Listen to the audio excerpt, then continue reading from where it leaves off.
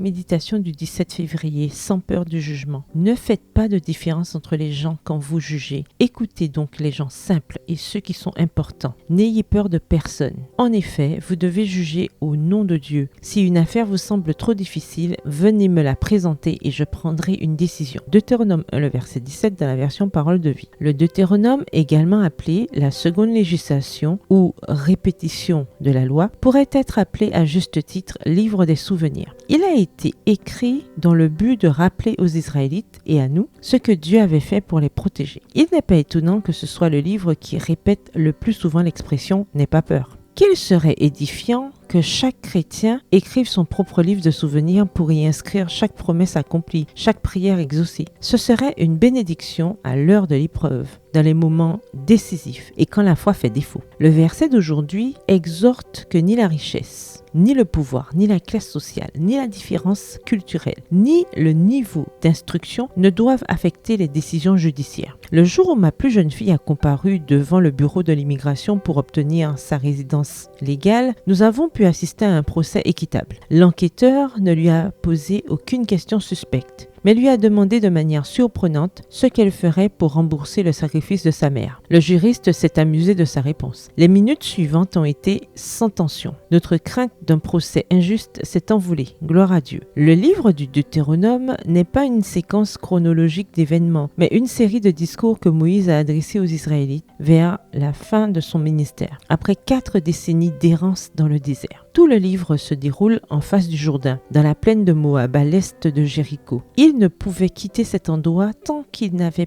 pas renouvelé l'alliance conclue au Sinaï. Notre stagnation dans l'histoire prophétique serait-elle due au non-renouvellement de notre alliance? Les raisons de ce renouvellement vis-à-vis de Canaan étaient que la génération qui avait été présente lors de la première alliance du Sinaï s'était presque entièrement éteinte et que les anciens n'étaient alors que des enfants, tandis que d'autres n'étaient pas encore nés. Il est fort possible qu'ils aient oublié leurs promesses de fidélité. Avez-vous peur d'un jugement? Votre situation en matière d'immigration vous y ferait-elle? Renouvelez votre alliance avec Dieu, confessez-lui votre décision d'obéir et vous constaterez que toute crainte d'un quelconque procès disparaîtra. Bonne journée, que l'Éternel vous bénisse.